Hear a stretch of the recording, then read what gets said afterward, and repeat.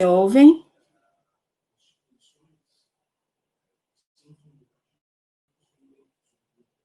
Joia. Desculpa. Muito bom. Pessoal, antes de mais nada, boa tarde, obrigada pela participação de vocês mais uma vez aqui com a gente. Hoje está sendo uma sessão especial aqui para nós tivemos uma adesão de inscrições incrível, assim, nós tivemos até o começo da manhã de hoje, já éramos em 360 inscrições para participar aqui do nosso encontro de hoje, onde a gente vai ter o Rênio novamente aqui com a gente, falando hoje especificamente sobre PVCist. Então, notamos aí que a adesão, a aderência em relação a esse tema está sendo bastante grande, bem expressiva. Tivemos algumas inscrições, inclusive, do mercado do segmento de indústria, data center. Então, hoje está sendo um encontro de verdade especial aqui para todos nós. Então, eu espero que vocês todos aproveitem ao máximo. Tem aqui o nosso chat box aqui do lado, onde vocês podem direcionar suas perguntas. Peço sempre que lembre de colocar o interrogação ao final de cada uma das perguntas, que esse sisteminha da plataforma, ele já reconhece que é uma questão e ele seleciona aqui para a gente numa colinha e fica fácil para identificar no final para a nossa sessão de perguntas e respostas, tá bem? Queria, antes de mais nada, lembrar a vocês, a semana passada nós tivemos um evento mundial que foi o Fusion Solar Smart PV, o tour virtual, né? Foi um evento promovido pela China, o nosso headquarter, para todo mundo.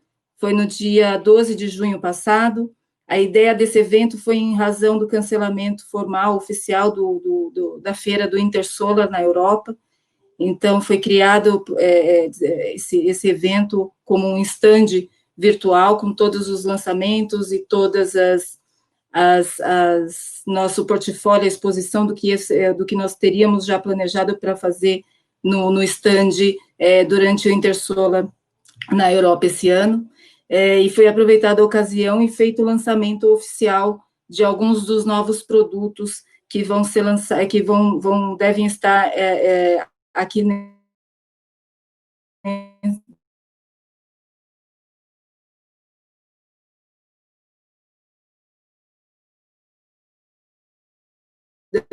país, no Brasil, a partir do final do ano residencial, sistemas de energia para residências. Então, um lançamento que vem sendo aguardado no nosso mercado, a parte de storage.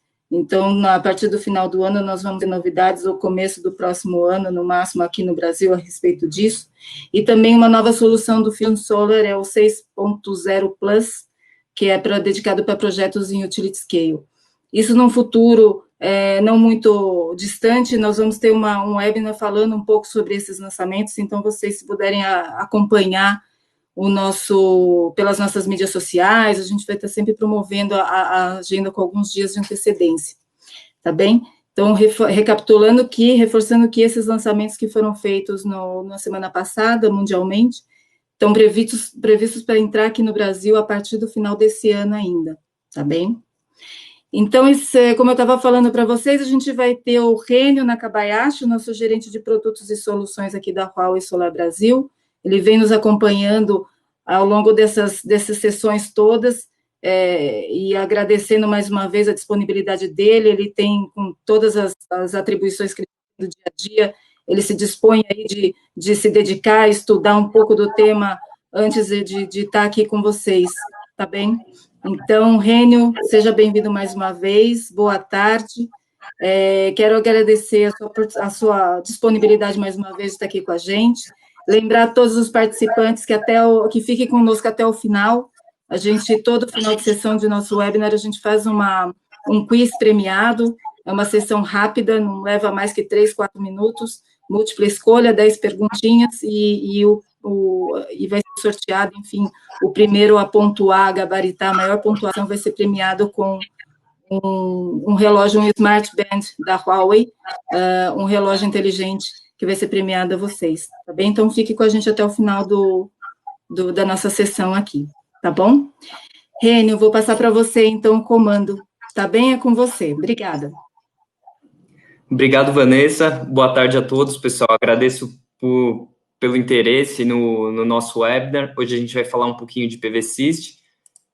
Vou começar aqui fazendo uma breve introdução da empresa. A Huawei está presente hoje em mais de 170 países, com mais de 194 mil funcionários pelo mundo, sendo que quase metade desses funcionários, 96 mil funcionários, são da área de pesquisa e desenvolvimento, ou seja, a Huawei é uma empresa que investe muito em tecnologia, em inovação. Temos 14 centros de P&D espalhados pelo mundo. Estamos entre as maiores empresas, entre as 100 maiores marcas do mundo também. E em 2019, nossa receita foi 122 bilhões de dólares, com um crescimento médio anual de 19% ao ano.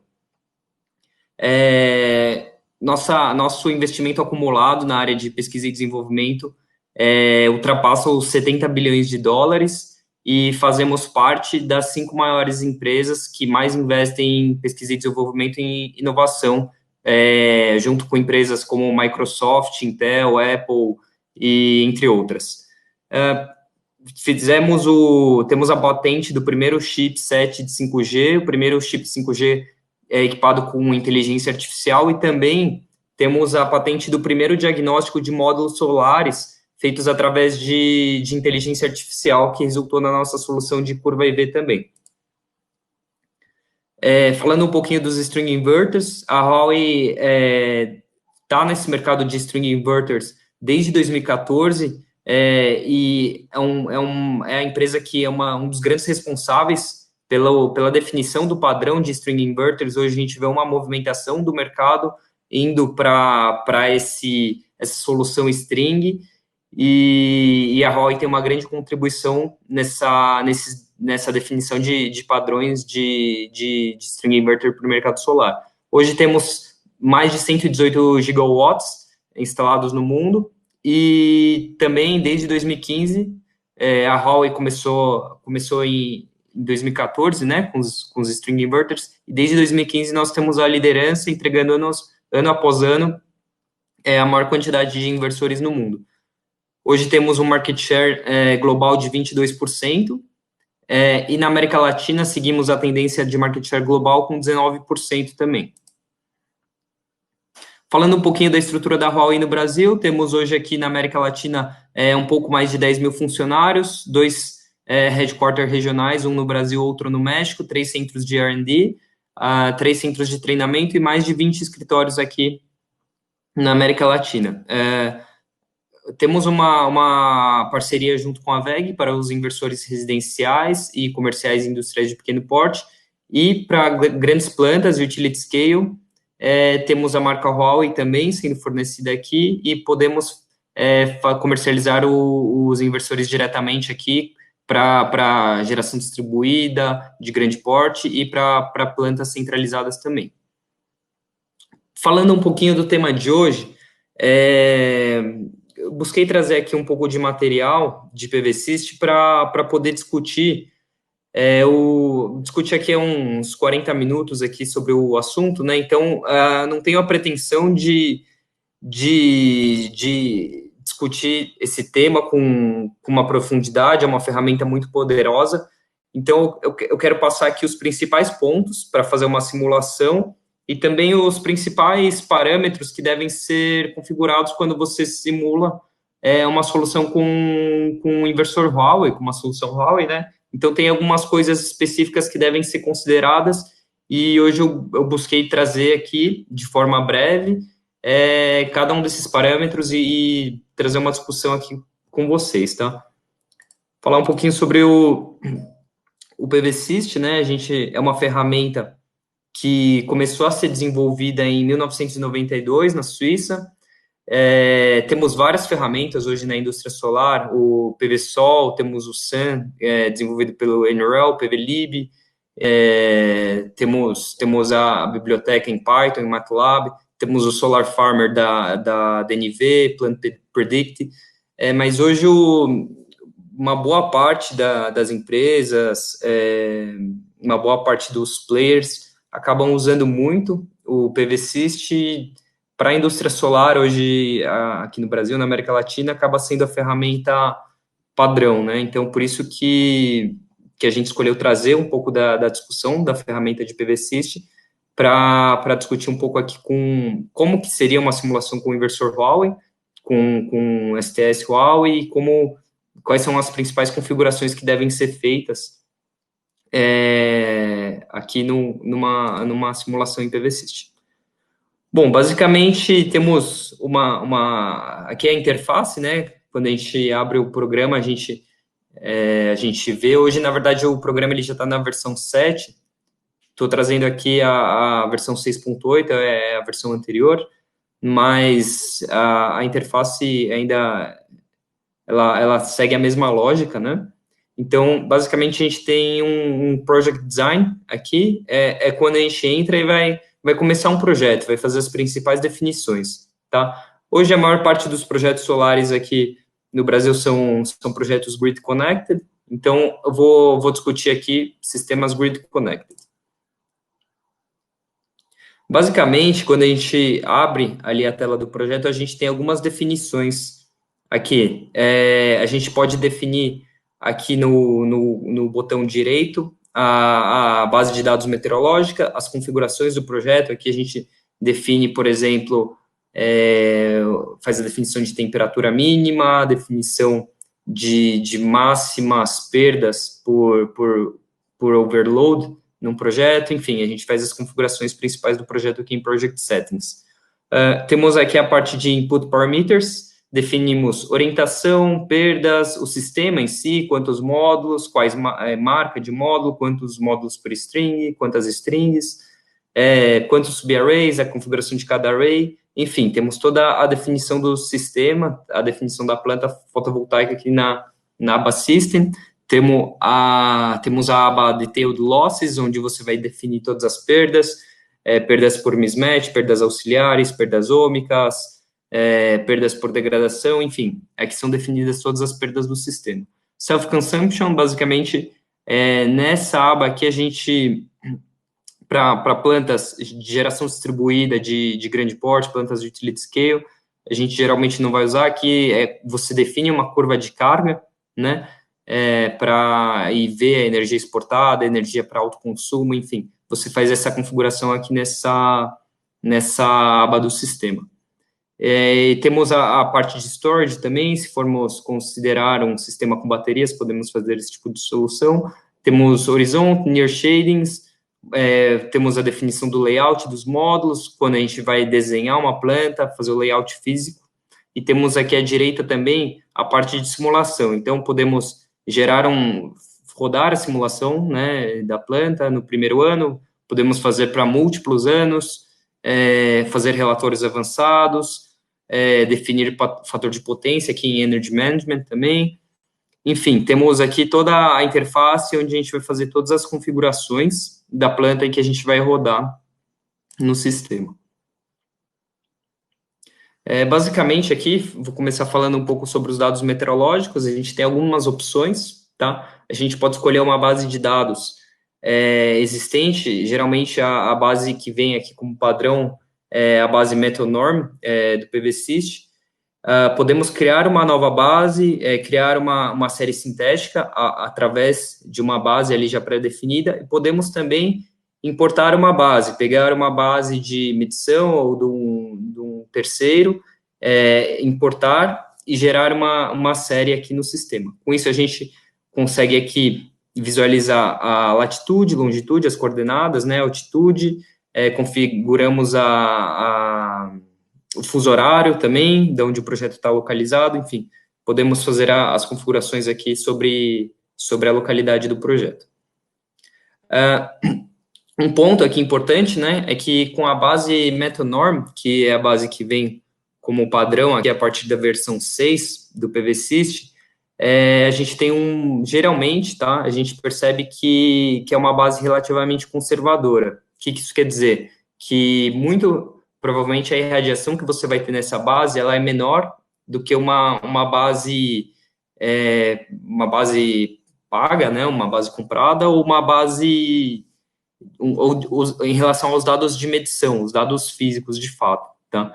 E a gente tem algumas outras opções também de base de dados aqui, uma muito utilizada aqui é SolarDIS e PVDIS, tanto aqui no Brasil, acho que na Europa o pessoal está usando bastante. Então, temos outras opções de bases pagas também que podem ser adquiridas através de terceiros e podem ser utilizadas para fazer uma simulação.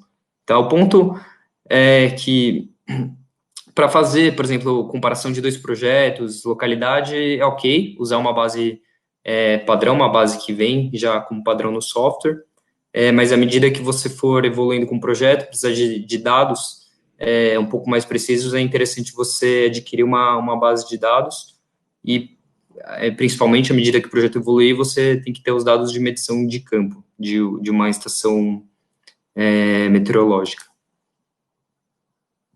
Falando um pouco de orientação, basicamente aqui para definição, né, quando você tem os módulos monofaciais, temos a definição de estrutura fixa ou estrutura com tracker.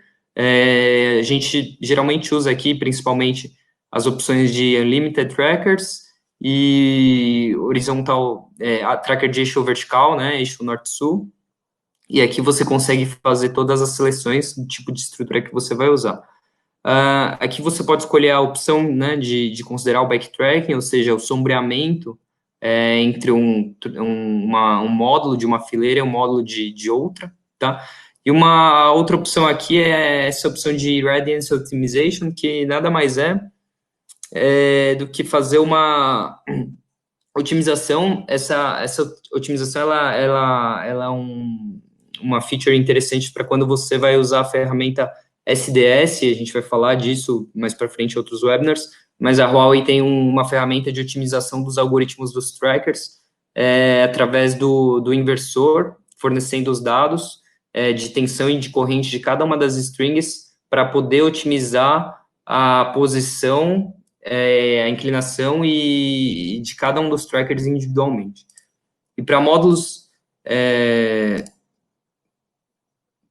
bifaciais, a gente, quando seleciona o tipo de módulo lá na aba System, aparece um botãozinho Bifacial. Ali a gente pode selecionar também fazer a configuração dos trackers para módulos bifaciais. Então, basicamente, a gente vai ter essa tela aqui, onde a gente vai poder configurar aqui, no caso aqui de Unlimited Chat, nada mais é do que você configurar que você fala para o PVSys que o número de fileiras ali não vai ser uma restrição para os seus trackers, e você tem outras opções também, fazer a modelagem em 3D, fazer uma configuração exata de como é cada um dos seus trackers, e então você pode fazer o modelo 3D e o modelo 2D também, e desenhar a sua planta ali nas outras opções.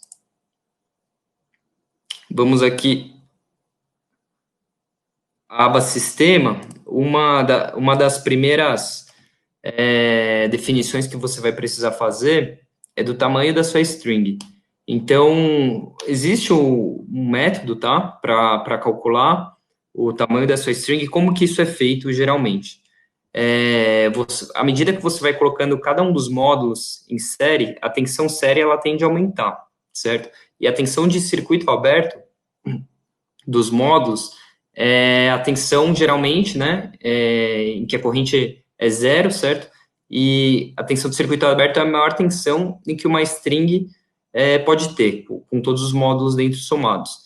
Essa tensão do circuito aberto, ela tende a aumentar com a diminuição da temperatura e também com o aumento da irradiância. Existe um método para definir, a IEC dá alguns guidelines, algumas recomendações, tá? Para definir esse tamanho de string baseado em função da temperatura ambiente, tá? E também da irradiância. Basicamente, a fórmula, ela tem como dados de entrada a temperatura, tá? E a irradiância naquele momento. Então, quando a gente faz essa definição aqui do VOC, é importante você ter o datasheet do fabricante, dos módulos, porque você vai precisar de alguns dados como o VOC nas condições STC, ou seja, 25 graus Celsius, 1.000 watts por metro quadrado, e o ISC, que é corrente de curto-circuito também nas condições STC. Aqui o restante desses valores são constantes e a temperatura, que é uma condição ambiente.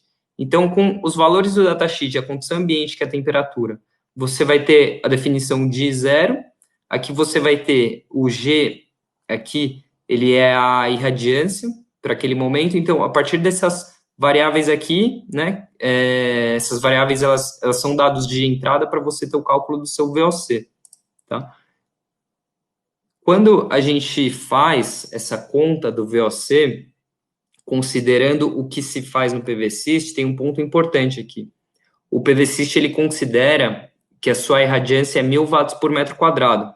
E, basicamente, ele vai usar a temperatura de cálculo, a temperatura que você dá para ele ali nas configurações do projeto.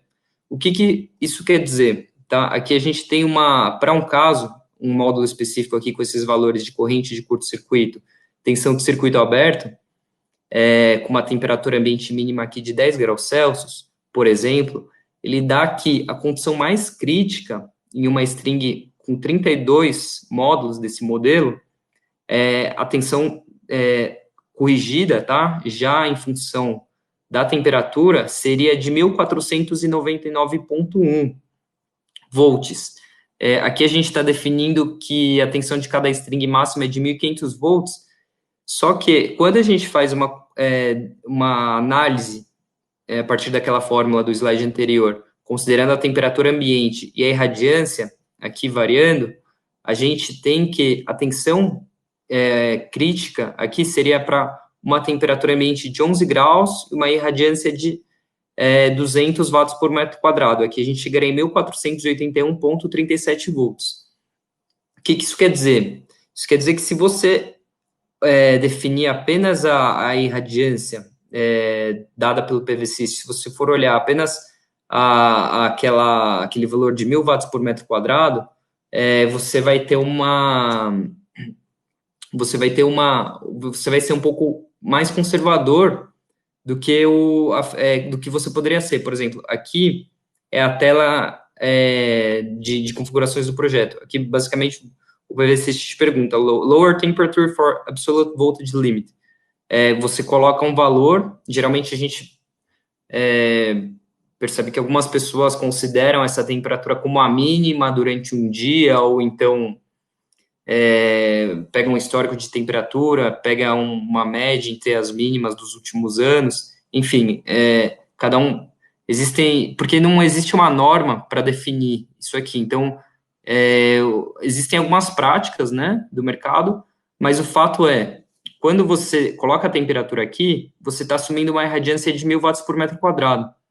Só que nem sempre, por exemplo, a temperatura mínima ao longo do dia vai estar coincidindo com essa irradiância. Então, o mais correto é você pegar um histórico de temperatura, o histórico de irradiância, e ver cada uma delas, para pegar cada uma delas dentro do seu histórico para cada temperatura e para cada irradiância, e daí você fazer o cálculo mínimo de módulos, o cálculo de número máximo de módulos para sua string, respeitando a tensão de circuito aberto daquela string. Então, esse é um ponto importante antes de você começar a definir seu sistema, definir o número de módulos por string. Bom, com isso definido, aqui, por exemplo, você vai colocar o número de módulos aqui em série, por string, aqui na parte de baixo, design of the array, ok? Você vai colocar o número de strings aqui, e um outro ponto muito importante aqui, quando você vai usar o inversor Huawei para fazer a sua simulação no PVSYST, é desabilitar essa Use Mode MPPT feature. Eu já conversei com bastante gente que faz simulação com os inversores Huawei, e esse ponto aqui acaba sempre sendo uma dúvida, tá? A pessoa falou, mas o inversor Huawei não tem múltiplos MPPTs, então eu devo selecionar isso. Não, você não deve selecionar isso, porque quando você seleciona essa caixinha, o PVSYST considera que cada MPPT é um inversor independente, só que isso não se aplica para o inversor Howey, porque se você considerar que, por exemplo, o inversor aqui tem 185 kW, né, a potência de 30 graus, a temperatura de 30 graus. Se você dividir isso por 9, você vai chegar a 20,56 kW por MPPT. Só que a potência máxima de cada MPPT aqui é de 32 kW. Na verdade, a potência máxima individual de cada MPPT ela é maior do que a potência máxima total dividido pelos múltiplos MPPTs. Basicamente, o inversor, em si, ele faz um que se chama de power sharing, né? Então, ele pode, né, ter uma potência maior do que... Na verdade, os MPPTs podem ter uma potência maior do que o número da potência, a potência do inversor dividida pelo número de MPPTs. Só ilustrando um pouco aqui, né? A gente está falando que esse cara aqui, desse AC inverter, ele vai estar naquela potência, né, nominal, descontada a eficiência, vai ser um pouco mais de 185 kW, 185 kW na saída, então aqui vai ser mais ou menos 188, vai depender da eficiência que ele vai estar operando, mas aqui a gente está falando uma potência um pouco maior do que 185. E cada um desses MPPTs individualmente vão ter 32 kW. Então, aqui explica o porquê não considerar aquela feature de múltiplos MPPTs. Basicamente, é uma nomenclatura que o software utiliza, mas que não se aplica para o nosso inversor. Falando um pouco da eficiência, tá, do inversor, existem alguns fatores aqui que são levados em conta na simulação. O primeiro deles é o seguinte, a gente tem um inversor aqui de eficiência 99,03, eficiência máxima, e eficiência europeia de 98,69. Aqui, basicamente, é o método de cálculo da eficiência, se faz uma ponderação entre cada nível de carregamento e entre a eficiência naquele ponto de operação e se chega a uma eficiência calculada. Então, essa eficiência europeia nada mais é do que o método, né, de cálculo que chega a esse valor de eficiência. E outro ponto importante aqui é essa faixa de operação do MPPT. A gente está falando de 500 a 1.500 volts. Existem, né, alguns inversores em que essa faixa ela é um pouco mais estreita, essa banda de operação ela é um pouco mais estreita. Então, em alguns momentos do dia, principalmente no início e no final do dia, você não vai ter geração de energia, enquanto aqui você começa a gerar mais cedo e para de gerar energia elétrica um pouco mais tarde. Isso acaba te dando uma eficiência um pouco maior também em determinadas faixas de operação. Então, é só uma comparação de eficiência entre alguns produtos aí, né, alguns inversores do mercado, tá? Aqui, quando a gente pega essa curva, né, de eficiência em função do carregamento, né, ou seja, embaixo aqui a gente tem de 0 a 100% da potência nominal, e aqui a eficiência para cada um dos carregamentos. A gente tem várias curvas aqui, essa verde, azul, a cinza, para diferentes valores de tensão.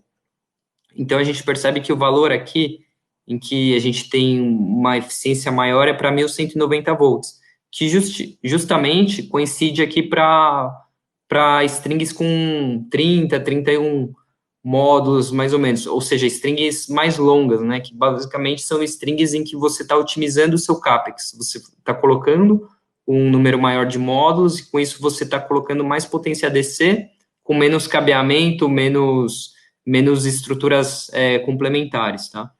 Enquanto alguns inversores também, se você colocar aqui, por exemplo, 30 módulos por string, falando de uma solução central, por exemplo, você teria 1.099 volts.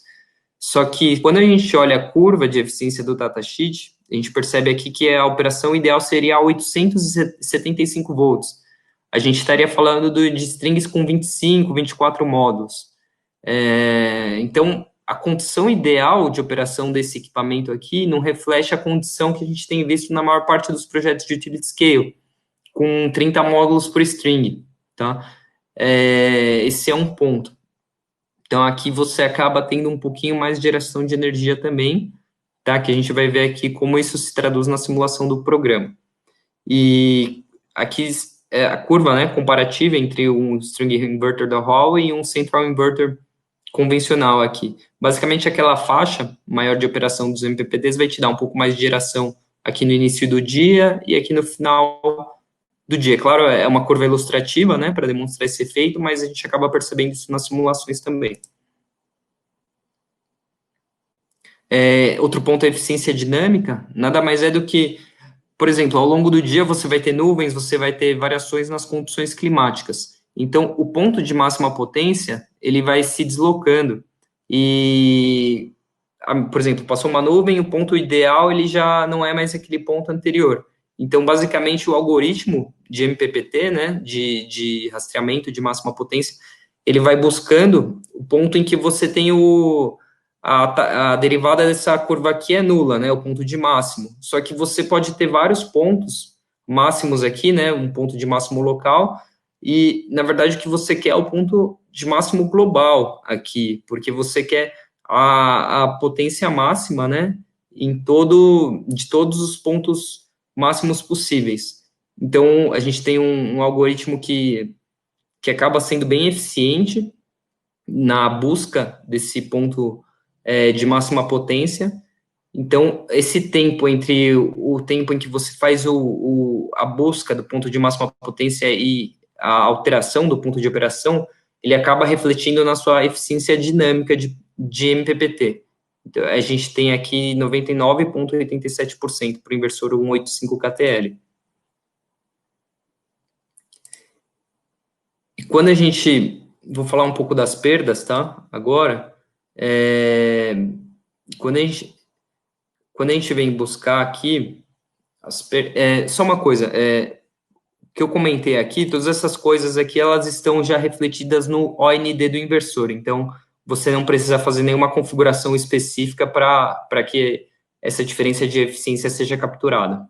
Então, e agora falando um pouco sobre as perdas, para configurar no PVSys, aqui a gente tem, por exemplo, as principais causas, né? Sombreamento, então você sombreou só um módulo, uma parte da sua string, você vai afetar a sua string por completo. Basicamente, você tem vários módulos em série. Você sombreou aquele módulo, você vai alterar a corrente, a tensão daquele módulo. Como todos eles estão em série, todos os módulos têm a mesma corrente. Então, a corrente daquele módulo vai estar limitando a corrente dos outros módulos da mesma string. Portanto, você vai estar afetando a sua string completa. Então, essa perda que se dá por essa alteração do ponto de operação de cada um dos outros módulos se chama perda por mismatch. Você pode ter nuvens que vão afetar também os módulos de forma diversa, você tem uma sujidade não uniforme, você pode ter também um azimuth variável, uma inclinação, uma irregularidade de terreno, então você vai ter sombreamentos que vão ser discrepantes para sua planta, você pode ter falhas em módulos de forma não uniforme, a gente está falando de uma planta que vai estar em 30 anos de operação, então você vai ter uma falha numa string em um determinado momento, ou em outro momento você vai ter uma falha em outra string, e não necessariamente os módulos que falharem vão estar na mesma string, então os módulos, né, que aleatoriamente vão tendo falhas, eles vão afetando as strings de forma geral. Então, você tem falhas como uma fonte de mismatch também. Você tem gradientes de temperatura. Por exemplo, em alguns módulos, você pode estar mais perto com uma refrigeração, tomando um pouco mais de vento. Você pode estar com alguns módulos mais perto de uma rodovia, mais longe, mais perto de um lugar com água, enfim. Então, você vai ter uma variação de temperatura entre os próprios módulos também, e tudo isso aqui, no final das contas, acaba causando o que chama de perdas por mismatch. Tem uma outra questão aqui, que é a diferença, né, de potência entre todos os módulos. Geralmente, os fabricantes dão uma tolerância, né, de potência, por exemplo. Um módulo de 400 watts, ele não vai ter 400 watts exatos, ele pode ter 401, 402, 404, enfim, ele estando dentro dessa tolerância, ele vai ter vai ser uma fonte de mismatch se você colocar módulos de diferentes potências, por exemplo, um de 404 com um de 400. Você acaba limitando o seu módulo de 404 por conta desse módulo de 400 junto. As falhas de módulos, que eu já comentei, a sujidade, sombreamento, e também tem outro ponto aqui também, que é a degradação não uniforme ao longo dos 20, 30 anos de operação da planta. E também, por exemplo, as strings, elas têm comprimentos diferentes, então, do cabeamento das strings até o inversor, você vai ter quedas de tensão diferentes também, já que o cabeamento ele vai ter comprimento diferente. Você tem diferenças na temperatura, que eu comentei, nuvens, e a questão de orientações, ou seja, do azimuth e de inclinação também diferentes. Para os módulos bifaciais, a gente tem uma questão aqui também que a gente tende a ter mais mismatch, porque, por exemplo, você vai ter diferentes ganhos aqui, né, de albedo. Por exemplo, aqui no ponto 4, né, a gente teria 12% a mais de energia, né, por conta da bifacilidade. No 13, no ponto 3, 9,9%. No módulo aqui de número 2, 4,5%. Aqui a gente mediu, né, com o inversor Hall e percebeu que no mesmo tracker, mesmo módulo, de uma mesma planta, a gente tem uma discrepância muito grande entre módulos aqui. Então, no final das contas, é importantíssimo ter módulos bifaciais, você tem mais geração de energia, mas no final das contas, você, com uma solução que não tenha múltiplos MPPTs, você acaba limitando os seus módulos pelos módulos de pior desempenho, né? Vamos dizer assim. E, além dos módulos, a gente tem as células também, que tem uma característica de não uniformidade. Então, a gente tem pequenas variações entre as células em si, então você vai ter diferentes tensões e correntes para cada uma delas, né? Então, uma diferente curva IV para as células também. Então, isso também acaba causando um pouco de não uniformidade nos módulos. Tá, mas o que o mismatch tem a ver também com a solução Howey? É que o ponto é o seguinte, com soluções centrais aqui, muito utilizadas, né, você vai ter um MPPT para 100, 200, 300 strings, ou seja, todas as strings, elas vão ser colocadas para operar no mesmo ponto de operação. É que a gente está, por exemplo, uma curva IV, né, uma curva de potência em função da tensão. Todas as strings aqui vão estar operando no mesmo ponto de operação. Então, porque elas estão conectadas no mesmo MPPT. Isso quer dizer que, por exemplo, essa string verde clara, aqui, o ponto de operação dela ótimo seria aqui onde está o meu mouse. Só que ela está operando aqui nesse ponto. Então, essa diferença entre o que ela poderia estar gerando e o que ela está gerando de fato é o que caracteriza a perda por mismatch.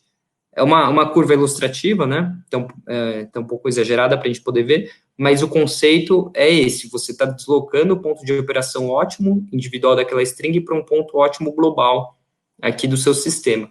Enquanto que, para a solução string Howey, você vai conectar aqui em vários MPPTs diferentes, né? A gente está falando, por exemplo, em 9 MPPTs. Cada uma das strings vai estar exatamente no seu ponto aqui ótimo de geração. Você vai ter mismatch, obviamente, você não vai zerar, mas você vai ter uma diminuição drástica de mismatch por conta disso. Fizemos uma série de simulações considerando perdas por mismatch, utilizando a biblioteca PVlib, rodamos em MATLAB, em Python, e chegamos à conclusão aqui que para módulos monofaciais, tá? No primeiro ano a gente tem 1,1% de mismatch com uma configuração de 100 strings por MPPT, e ao mesmo tempo com duas strings por MPPT a gente teria 0,3% de mismatch. Então você tem uma diminuição drástica, tá? E para módulos bifaciais essa diferença é ainda maior, tá? Em termos aqui absolutos, né? A gente vai de 2,1% para 1%. Então, a gente tem 1,1% de redução. Claro que isso depende de projeto, né? Não é fácil medir mismatch, porque, primeiro, que a ferramenta que você vai usar para fazer a medição em campo, a própria tolerância de medição, né? A própria precisão ali é da ordem de 3%. Então, é um pouco complicado, mas a gente fez uma série de estudos, uma série de análises em campo também, fizemos comparação de geração, de fato tivemos resultados aí de inversores ROI gerando 4 ou 5% a mais do que outros inversores, e fizemos simulações também com modelos já existentes de bibliotecas, e essas configurações aqui, elas são bem razoáveis também, dentro de todos os estudos que nós fizemos. E quando a gente vê para 25 anos, a gente vai tendo falhas de módulos, degradação, nuvens, vários fatores que vão contribuindo para que esses mismatch ele aumente ano após ano. Então, quando você chega lá no 25º ano, para uma planta com 100 strings em um MPPT, um único MPPT, você teria tido uma perda acumulada da ordem de 6% da sua planta, só por mismatch. E você tem uma diminuição aqui para 3,1%, ou seja, a gente teria tido uma perda de 3,2% por mismatch ao longo de 25 anos. Então, é algo que parece fazer pouca diferença quando a gente olha no primeiro ano de simulação, mas com certeza para 25 anos faz uma diferença bem grande aí. Agora, falando um pouco de como traduzir isso para o sistema, geralmente a gente pega nos parâmetros de simulação dos bifaciais, como ainda não está muito bem definido esse modelo de módulos bifaciais no próprio PVSys, quando você vai lá no help da ferramenta, você percebe, eles têm esse disclaimer, né? E a gente tem diferentes situações aqui, a gente define o mismatch baseado em todos os estudos que a gente fez lá no próprio módulo, na ferramenta do módulo. Então, a gente coloca como zero esse fator de mismatch aqui e define aqui os fatores, né, para os módulos monofaciais e bifaciais nas perdas auxiliares. Então, quando a gente vai lá em Power Loss at MPP, a gente põe aqui para o inversor string, né, 0,5%, que são valores que estão em linha com as análises que a gente fez, e para o inversor central a gente colocaria 1%, enquanto que para módulos bifaciais a gente colocaria 1% aqui no inversor string e 2% no inversor central. E aqui é embaixo, né, 0, que é o mismatch em relação às strings, a gente colocaria 0% e 0,1% para o mismatch de string nos inversores centrais. É importante lembrar uma coisa, que aqui se divide, né, no PVSys eles dividem entre mismatch de módulo e mismatch de string, né, o que isso quer dizer? É o mismatch série e mismatch paralelo. Só que, na verdade, quando você separa isso, você está separando duas coisas dois fenômenos que, na verdade, eles são interligados. A gente tem que lembrar do modelo de módulo. Quando você altera a sua tensão do seu módulo, você está alterando o seu ponto de operação. Então, portanto, você está alterando a corrente. Então, na verdade, existe uma relação aí entre o mismatch de módulos e o mismatch de string. Então, quando a gente coloca as strings duas a duas, na verdade, a gente está diminuindo tanto o mismatch de string quanto o mismatch de módulo, que, na verdade, são duas coisas que andam juntas, né? Aqui o software separa para fins de configuração, para ficar de uma forma mais didática, mas, na verdade, você está falando de dois fenômenos que andam muito juntos.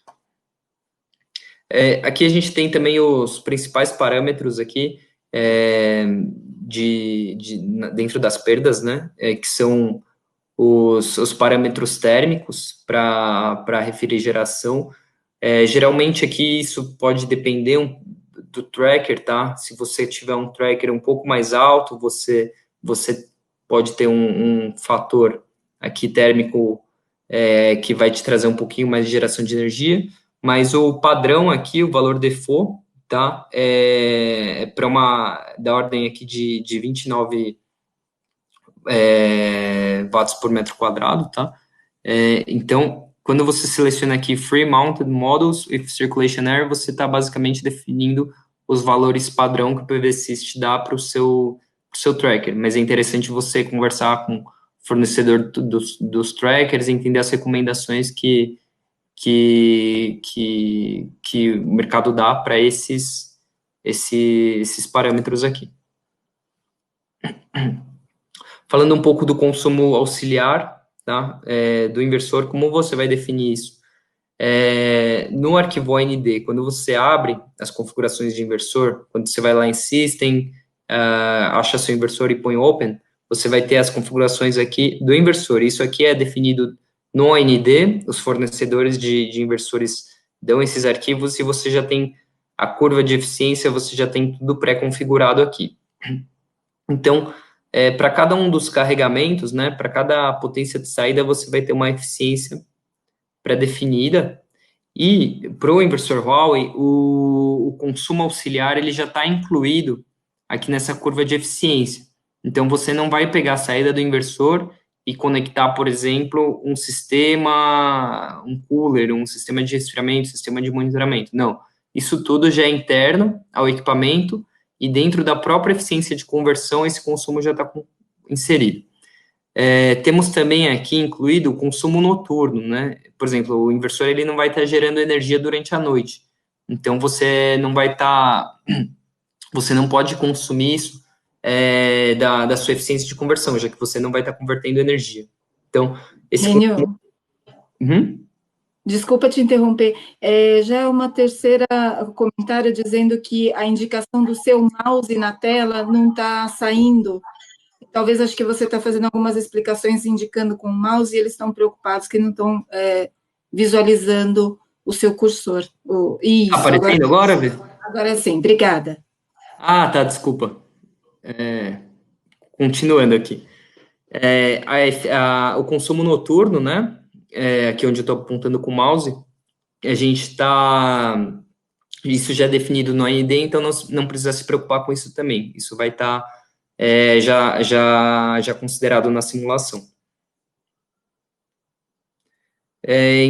Quando a gente vai lá, né, nos detail losses e coloca as perdas auxiliares, como você já tem tudo definido aqui para o inversor Huawei, né, a gente tem aqui uma potência, tá, de 70 watts para os coolers e 70 watts para as Smart ECUs e um consumo em torno de 3,3 watts. É importante você checar o datasheet e checar o AND do inversor, tá? Existem alguns inversores no mercado que os consumos eles não estão definidos no AND, e daí, se for o caso, você olha no datasheet e considera aqui nos consumos auxiliares para você poder fazer uma sua simulação de forma adequada. Falando um pouco sobre agora as perdas ômicas, né? Então, uma delas é a parte de transformadores, que também é outro ponto importante. Esse daqui é a solução de STS Huawei. Muitos projetos de utility scale já estão adotando aqui. Alguns preferem, de todos os clientes que a gente tem falado, alguns preferem fazer solução nacional por conta de financiamento, Finame, esse tipo de coisa. A gente consegue também fornecer solução nacional, em parceria com algumas empresas aqui do Brasil, e também conseguimos entregar a solução importada, a Huawei, que já vem montada, preparada para ser colocada no skid, com um transformador eco-design, um painel de baixa tensão e um painel de média. Já com a Smart ECU aqui, com Smart Logger, sistema de monitoramento, tudo instalado. Então, fazendo uma simulação com esse STS aqui, Huawei, a gente teria uma eficiência aqui de 99,51%, ou seja, um transformador de altíssima eficiência. Geralmente a gente, por conta de material, enfim, os inversores aqui nacionais, a gente tem percebido que tem uma eficiência mais baixa, mas ok, é só você considerar isso na sua simulação. Temos aqui, né, as perdas em carga e as perdas em vazio aqui, né, 49,7 kW e 4,8. Onde que a gente vai definir no PVSYST essas perdas? Aqui em External Transformer, você põe aqueles 4,8 kW aqui, tá? Então, aqui traduzindo, né, em percentual, as perdas aqui em carga seriam de 0,79%, tá? Para o transformador Huawei. Para outros transformadores, o recomendado é você checar o datasheet do equipamento, mas geralmente a gente está falando de perdas entre 1 e 1,5% para os transformadores nacionais. Isso deve ser checado e deve ser colocado os respectivos valores aqui no campo de External Transformer. E para perdas DC e AC na sua planta, você deve calcular isso para cada uma das distâncias da string, né?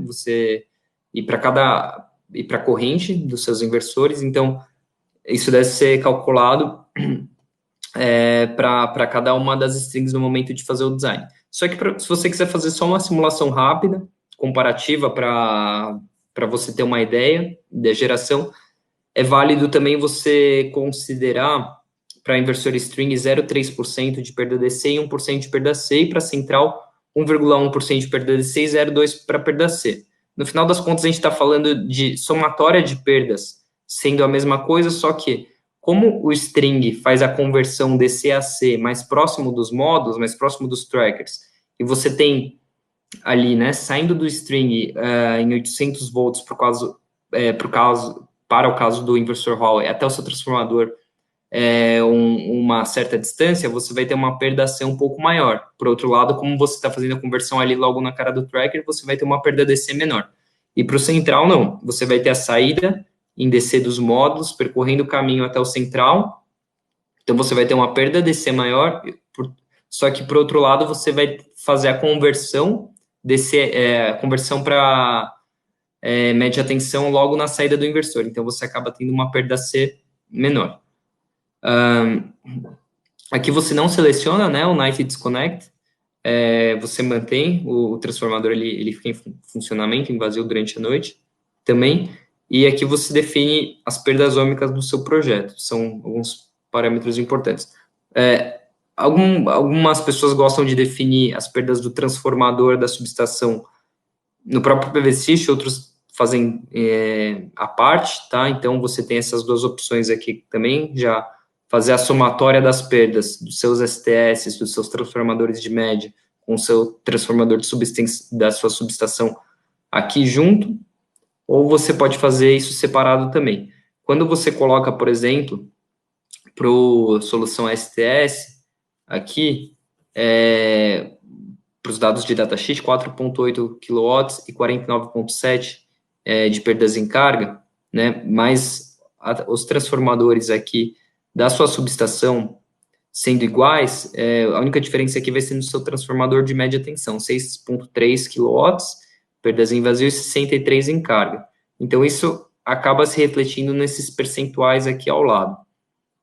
Você poderia adotar esses percentuais se você quisesse já considerar o transformador de subestação também. Um outro ponto aqui é a questão de indisponibilidade, tá?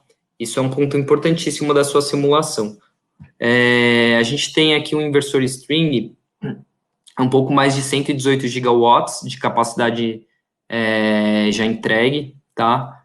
Temos ano a ano acompanhado isso, e hoje a gente está falando aqui de uma taxa de falhas menor do que 0,5%, a operação em diversos tipos de ambientes, em ambientes salinos, deserto, ambientes úmidos, rooftop, solo, enfim, uma série de ambientes aqui, e temos dados históricos, né, relatórios aqui, algumas due diligence também de alguns projetos já em operação há muito tempo, com uma baixíssima taxa de falhas, tá? Basicamente aqui a fórmula que a gente usa para calcular aqui a taxa de falhas, né, menos a sua quantidade, né, de inversores que ficaram disponíveis durante um certo período para o número total de inversores.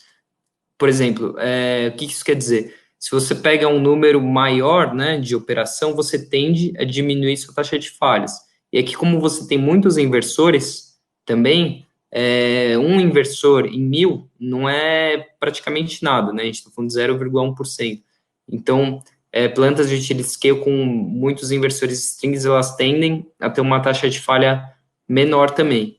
Isso deve ser considerado na sua simulação, se você quiser fazer uma avaliação justa, né, entre as suas soluções. Então, aqui você define aqui em detailed losses também, nos seus parâmetros, a sua indisponibilidade. Um valor que você deve falar é isso, né, com com o time de OIM, isso deve ser alinhado, mas valores que nós consideramos razoáveis, hoje é da ordem de 0,5% para investidores string, tá? A gente está sendo até um pouco conservador, a gente percebe que tem projetos que é 0,2%, 0,4%, 0,3%, mas 0,5% é um valor que é justo, que te dá uma margem, tá? Versus 1%, que é o que a gente tem visto no mercado também para investidores centrais. Até porque, como um inversor central, você tem menos equipamentos, né? Por exemplo, uma planta de 70 megawatts, você perder um inversor de 3,5 megas, você já está perdendo aí 5% da sua planta, né? Então, quer dizer, sua taxa de falhas aqui já foi amplamente afetada, né? Tendo uma perda, por exemplo, de um determinado IGBT do inversor de grande porte. Enquanto que para inversor string você teria que perder muitos deles para você ter uma taxa de falhas alta. É isso, eu passei rapidamente aqui pelos pontos, né? Mas é claro que é uma ferramenta que é muito ampla, né? Muito poderíamos ir de forma muito mais profunda em cada um deles, mas a ideia era trazer uma visão geral de como fazer uma simulação que fosse razoável com equipamentos Huawei aqui, com as soluções Huawei. Eu fico à disposição aqui.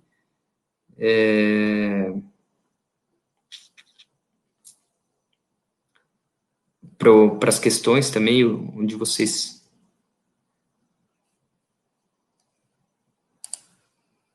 Bastante aqui que nós recebemos, mas vamos lá. Bom, a Huawei tem construído fazendas no Brasil. A Huawei... Uhum. Oi? Pode falar, Vanessa. Vamos lá. Quais as placas são fabricadas pela Huawei? Tá. A Huawei tem participado, tá, de fazendas solares aqui no Brasil. Na verdade, nós temos participado em todo o segmento, né? Residencial, rooftop, comercial, industrial, geração distribuída, plantas de 2,5, 5 megawatts e plantas de utility scale, 70 mega, 150, 200 megawatts, enfim.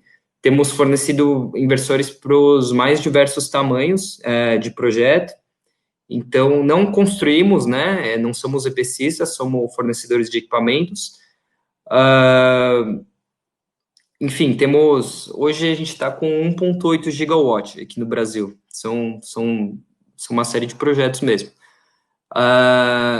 E as placas são fabricadas pela Huawei? Não. Os módulos fotovoltaicos não, mas temos projetos com diversos fabricantes do mercado.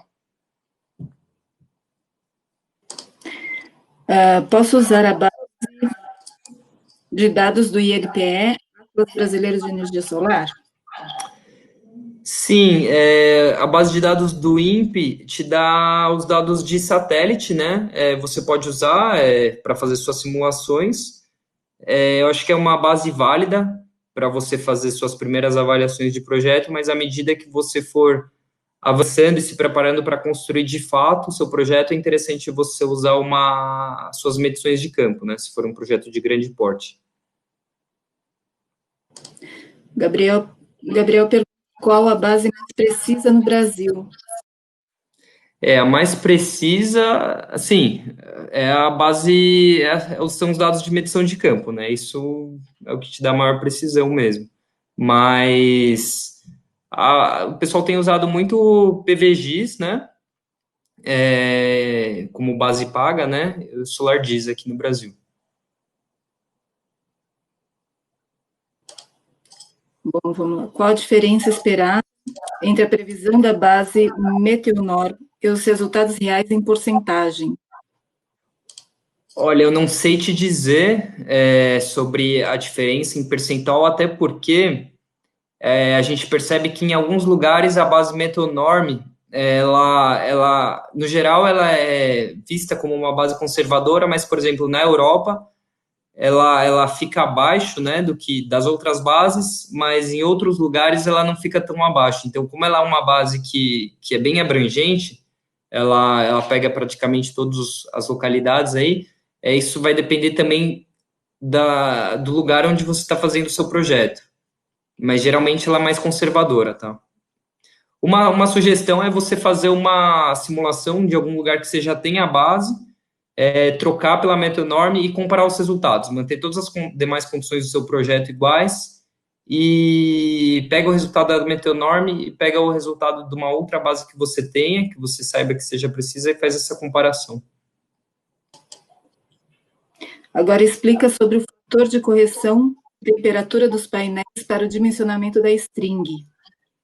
Na verdade, aqui é o seguinte, o VOC é a variável que é o fator, né, que vai definir o tamanho da sua string. Então, por exemplo, um VOC de 50 volts, sendo o seu limite 1.500 volts, vai te permitir ter, por exemplo, 30 módulos por string, né? 30 vezes os 50, você vai ter 1.500 volts. Só que, com a temperatura aumentando, você vai tendo uma correção de VOC, tá? Então, 50 volts, por exemplo, poderia ser o seu VOC a 25 graus Celsius, 1.000 watts por metro quadrado. Só que se você, por exemplo, tiver um momento em que você tem 40 graus Celsius, você pode ter uma diminuição do VOC naquela determinada condição. Então, o VOC ele pode aumentar, né, para temperaturas, ele pode diminuir para temperaturas acima de 25 graus Celsius, e ele irá aumentar para temperatura abaixo de 25 graus Celsius, que geralmente é a referência que você tem no datasheet. Tem uma outra referência também que é o NOCT, que daí ele já te dá uma temperatura um pouco mais próxima da sua condição de operação. Então, esse é um fator. E tem o outro fator que é a irradiância.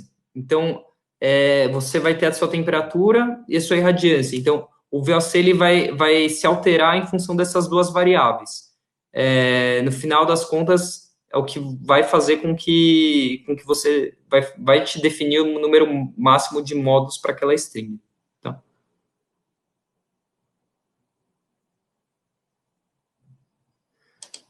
Como inserir... Seria as perdas por mismatch ao longo dos 25 anos de uma simulação PVSys. Para você fazer essa definição, você vai ter que rodar uma simulação avançada. Lá onde você tem a tela inicial do PVSys, onde tem Run Simulation, Report, tem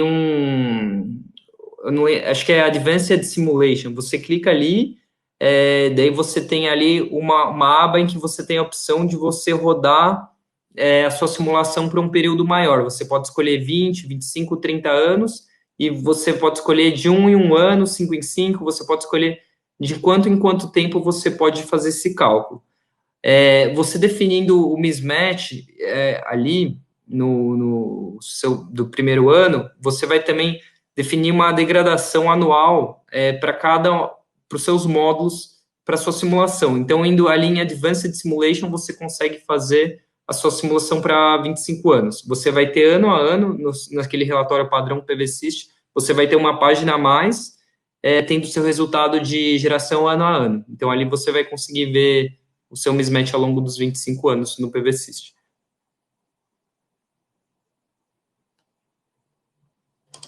Se os mismatches andam juntos, por que o PVSys coloca inputs diferentes? André Finco de Oliveira.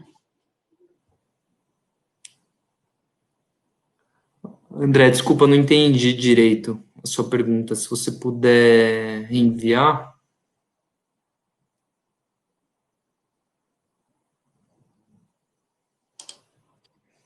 Existe alguma maneira de levar em consideração as perdas em MT após o transformador? Geralmente, o pessoal faz à parte o cálculo das perdas de média. Eu não tenho certeza se na nova versão do PVSys, na versão 7, você coloca as perdas em MT.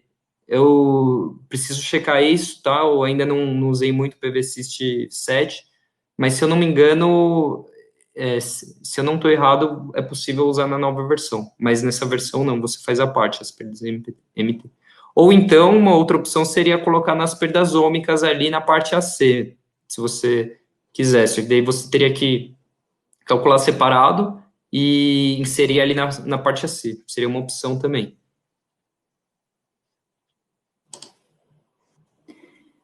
Vamos lá, vou fazer mais 2 perguntas, que tem bastante aqui, mas a gente vai tentar cobrir as que não conseguimos responder, nós vamos encaminhar um Q&A respondido para vocês por e-mail, tá? Tiago Farias pergunta, você acha que o fato do PVSys fazer apenas simulação horária implica em uma diferença muito grande de precisão de produção se comparado a outros similares, com passo de tempo menor?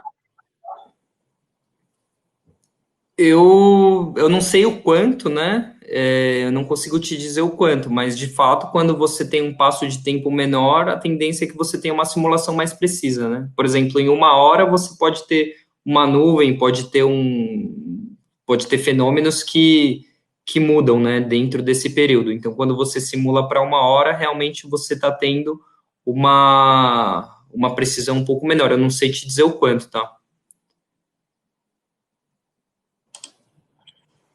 E aqui o André esclareceu melhor a pergunta, né? Você comentou que os mismatch de string e módulo andam juntas, mas o PVSys permite colocar os inputs diferentes para cada um deles. Você considera esse valor igual? Ah, tá. Não, de fato, o mismatch de módulos, né?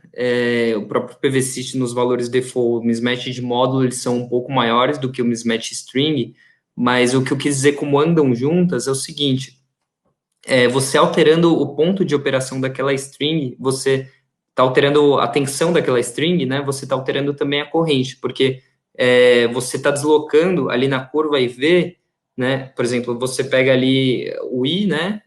No eixo vertical e o V no eixo horizontal. Então, você alterando ali no V, andando com o seu ponto de operação, você vai estar andando um pouquinho para cima, um pouquinho para baixo com o I. Foi nesse sentido que eu quis dizer que elas andam juntas.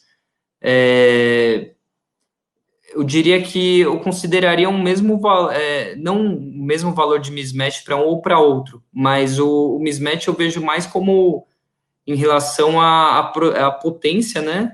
Do que em relação ao mismatch de string e o mismatch de módulo separado. Seria mais nesse sentido. Não sei se você entendeu a ideia. E a nossa última pergunta aqui, como a Huawei tem desenvolvido simulações de usina com tracker, onde o terreno apresenta alguma inclinação, estando essa inclinação dentro do limite máximo do fabricante? Rodrigo Paiva. Simulações de usinas com tracker.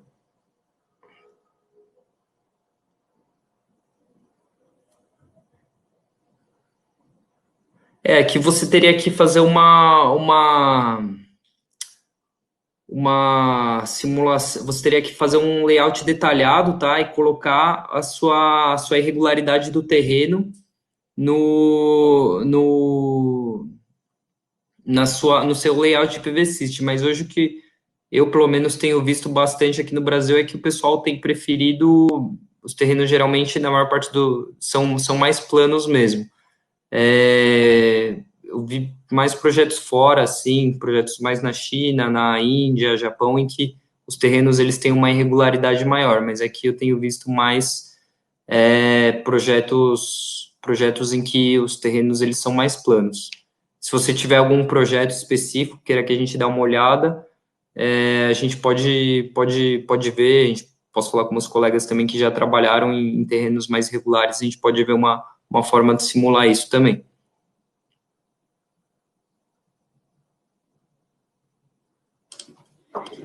Muito bom, pessoal. Como a gente comentou no começo lá da nossa sessão, vou colocar agora aqui para vocês o nosso quiz premiado. Basicamente, algumas perguntas de múltipla escolha para vocês participarem. Vou inserir aqui o nosso botão rapidamente para vocês. Vocês vão ter 4 minutos para preencher a partir de agora. Por favor, vão clicando no nosso link. Vou colocar o link também aqui. Nós vamos sortear, premiar a primeira resposta que a gente receber que maior pontuar dentro do ranking do Google Forms. Por favor, 4 minutinhos. Enquanto isso, eu vou passar para vocês um vídeo para a gente poder aguardar.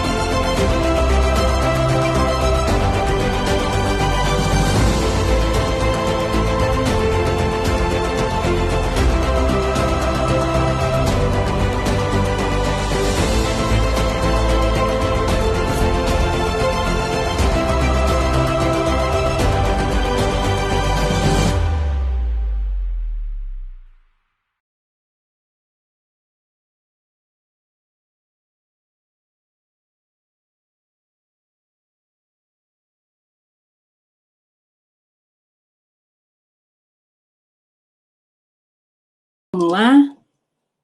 Deixa eu só puxar a pontuação aqui. Muito bom.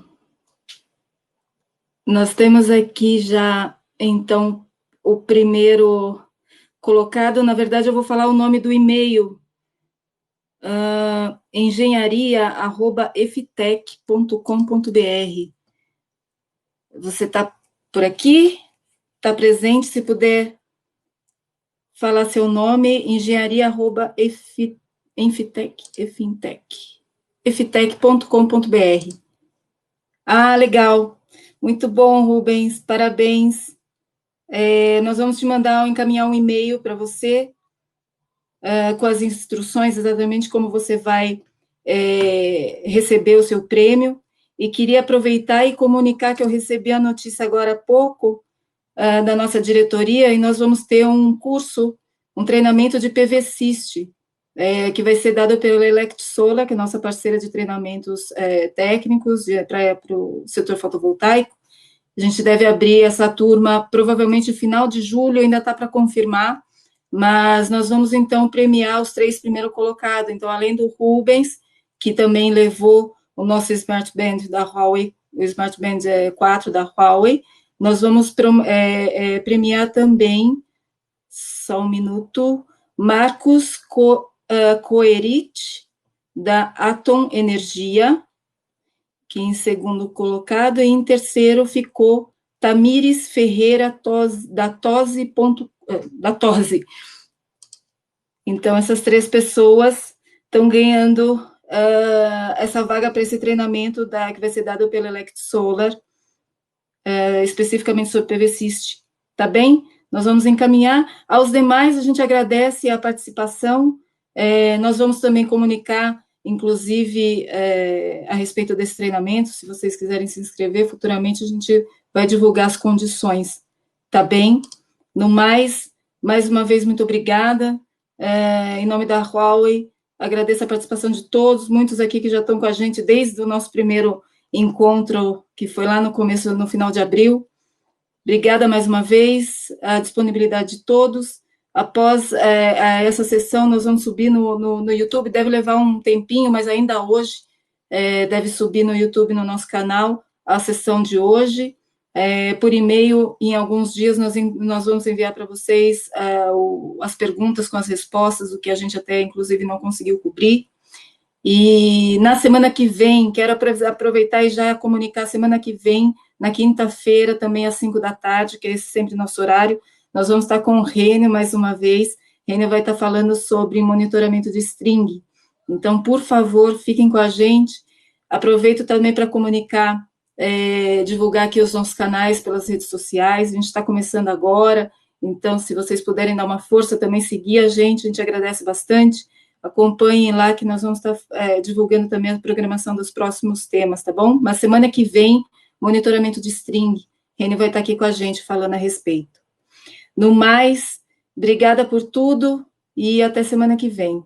Muito obrigada, gente. Boa noite. Muito obrigado, pessoal. Boa noite a todos. Obrigado, Vanessa. Um abraço, até semana que vem.